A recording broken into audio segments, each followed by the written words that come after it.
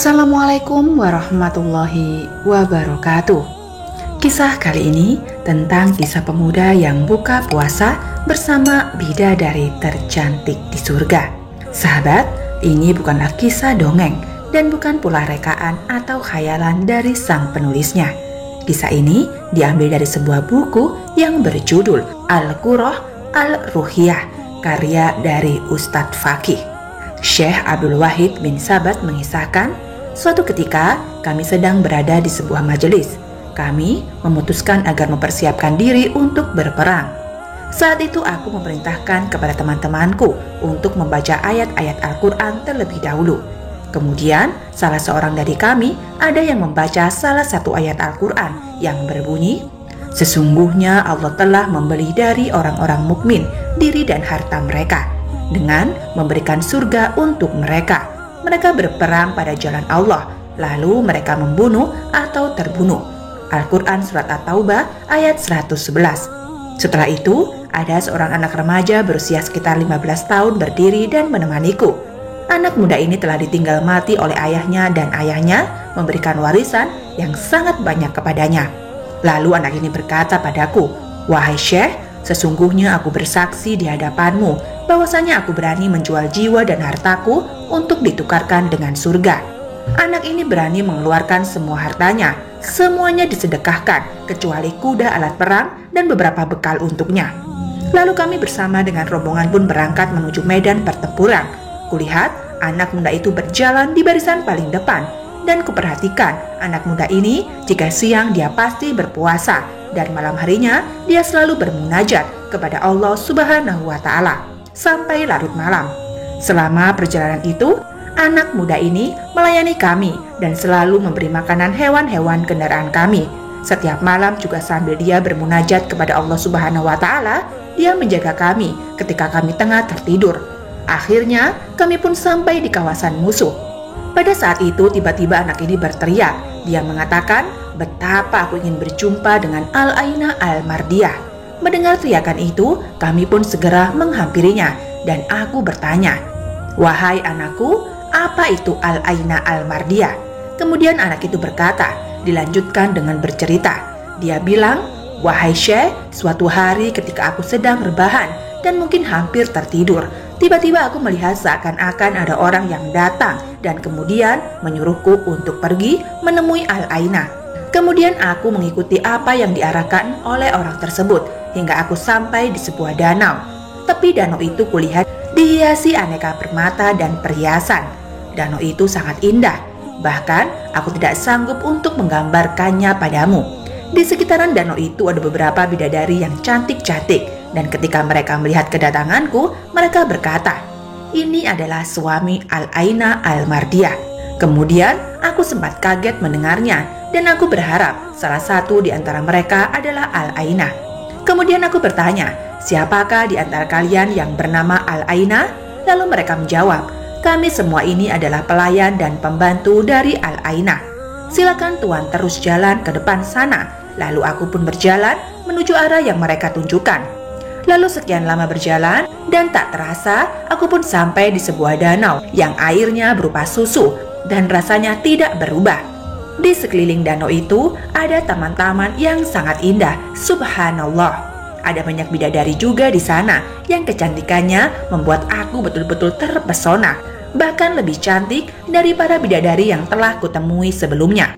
Kemudian aku berharap Al-Aina yang kucari adalah salah satu di antara mereka.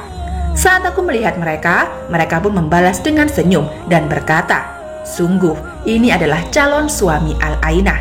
Kemudian aku berkata, 'Adakah di antara kalian yang bernama Al-Aina?' Mereka menjawab, 'Wahai kekasih Allah, kami bukan Al-Aina Al-Mardiyah. Kami semua ini adalah pelayan dan pembantunya. Jika Tuhan ingin menemui Al-Aina, berjalanlah terus ke arah sana.' Kemudian aku pun melangkahkan kakiku lagi hingga sampailah aku di suatu danau di mana airnya adalah hammer. Tapi bukan hammer seperti dunia yang memabukkan. Hammer ini memiliki rasa yang sangat lezat. Di tepi danau itu juga ada sekelompok bidadari yang bahkan kecantikannya berkali-kali lipat dibanding bidadari-bidadari yang telah kutemui sebelumnya. Kali ini aku betul-betul berharap semoga saja Al-Aina yang kucari adalah salah seorang dari mereka. Lalu aku pun mengucapkan salam, kemudian bertanya, apakah di antara mereka ada yang bernama Al-Aina Al-Mardiyah? Mereka pun menjawab dengan jawaban yang sama seperti di danau sebelumnya. Aku disuruh jalan terus ke arah yang mereka tunjukkan. Kemudian aku pun melanjutkan perjalanan. Kali ini aku sampai di tempat yang sangat indah, di mana aku didapati sebuah danau yang airnya berupa madu murni. Bidadari-bidadari yang ada di tempat itu pun memiliki wajah yang sangat cantik yang mengeluarkan semacam cahaya. Wajah-wajah mereka tak bisa aku lupakan. Maka aku pun bertanya dengan pertanyaan yang sama, dan mereka pun menjawab dengan jawaban yang sama. Aku disuruh berjalan terus ke arah depan. Singkat cerita, akhirnya untuk kesekian kalinya aku berjalan menuju suatu tempat, di mana tempat itu ada sebuah rumah mungil yang bangunannya terbuat dari batu mutiara yang indah. Di depan pintunya ada seorang bidadari yang cantik memakai perhiasan. Kemudian bidadari itu berkata, "Wahai Al-Aina Al-Mardiyah, ini suamimu sudah datang. Wahai tuan, masuklah ke dalam. Engkau telah dinanti-nantikan oleh Al-Aina Al-Mardiyah di sini." Setelah masuk ke dalam rumah yang mungil yang indah itu, aku melihat seorang bidadari yang amat cantik dan begitu anggun sedang duduk di atas ranjang yang berhiaskan dengan berukiran emas. Dia mengenakan mahkota yang berhiaskan intan dan batu yakut. Dan inilah sosok bidadari tercantik yang pernah kulihat sepanjang perjalananku ini. Aku sangat terpesona saat menatapnya. Kemudian dia berkata, "Selamat datang wahai kekasih Allah. Sungguh sebentar lagi engkau akan mendatangi kami." Lalu aku pun menghampiri dia dan bermaksud untuk memeluknya. Tetapi kemudian dia berkata, "Tunggu sebentar, kamu tidak bisa memelukku karena kamu masih memiliki roh kehidupan." Saat itu aku tersentak kaget. Aku semakin tidak sabar ingin bertemu dengannya. Namun di tengah-tengah kebahagiaan yang tiada tara itu, tiba-tiba ada suara sahabatku yang memanggil, "Keluarlah kau, pergilah temui ia," ucap Al-Mardiyah. Lalu aku pun segera bangkit karena tak mampu menolak ataupun melawan panggilan dari sahabatku itu. Namun ketika aku berdiri, Al-Aina menarik selendangku dan berkata, "Berbuka puasalah malam ini di sisi kami." Kemudian aku pun bangun dari tidurku, dan ternyata sahabatkulah yang membangunkan tidurku. Dan ternyata juga aku sadar bahwa aku baru saja mengalami mimpi yang menakjubkan. Lalu aku menangis sejadi-jadinya. Aku menangis karena mengira semua mimpiku itu tadi adalah kenyataan. Karena itulah ketika aku terbangun dan mulai sadar, tak ada yang bisa aku lakukan kecuali hanya menangis. Lalu Syekh Abdul Wahid berkata, ketika obrolan kami belum tuntas, tiba-tiba ada segerombolan prajurit musuh yang datang menyerang kami. Anak muda itu segera menyambut kedatangan mereka dengan gagah berani. Dia kulihat begitu lincah menyabetkan pedangnya ke sana kemari, sampai akhirnya 9 orang dari musuhnya terbunuh di tangannya. Kami berhasil mengalahkan dan mengusir mereka. Tiba-tiba kami mendengar teriakan lirih, tapi sangat jelas di telinga kami. Suara lirih itu mengatakan dan menuju arah suara itu. Ternyata aku dapati di anak muda tersebut bersimpah darah. Dia bersimpah darah sambil berkata kepadaku, "Wahai paman, Mardiyah telah benar-benar menjemputku." Anak muda itu pun meninggal dunia sebagai syuhada, tepat ketika matahari terbenam, yakni tepat di waktu berbuka puasa. Dan ku tahu dia dalam keadaan berpuasa. Wallahu alam. Seperti apakah bidadari surga itu sobat? Apa yang terlintas di benak Anda ketika mendengar tentang bidadari surga? Sebagian besar yang terbesit dalam pikiran ketika mendengar tentang bidadari surga adalah sosok cantik, suci, dan menawan. Gambaran bidadari surga yang cantik, suci, dan menawan tentu tidak salah.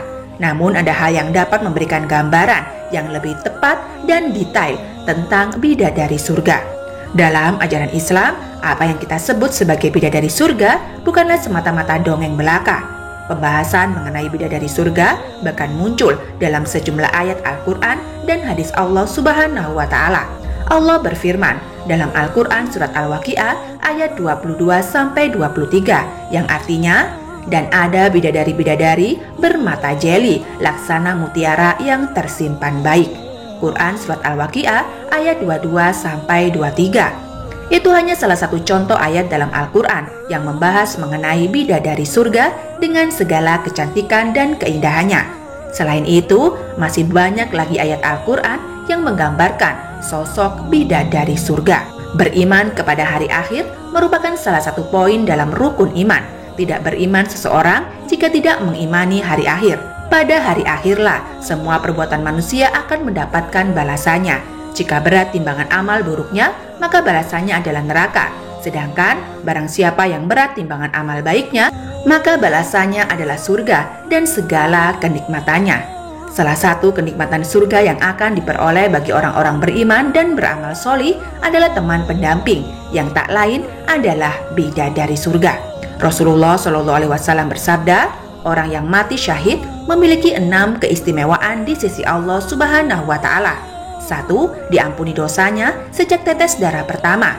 2. Bisa melihat tempatnya di surga dan dilindungi dari azab kubur. 3. Diberi rasa aman dari peristiwa kehancuran.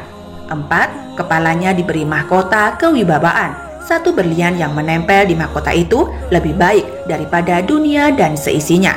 6. Dinikahkan dengan 72 istri dari bidadari. 6. Diberi hak memberi syafaat 70 orang dari kerabatnya. Hadis riwayat Tirmizi. Sementara itu, riwayat lain menyebutkan jumlah pendamping surga yang berbeda-beda.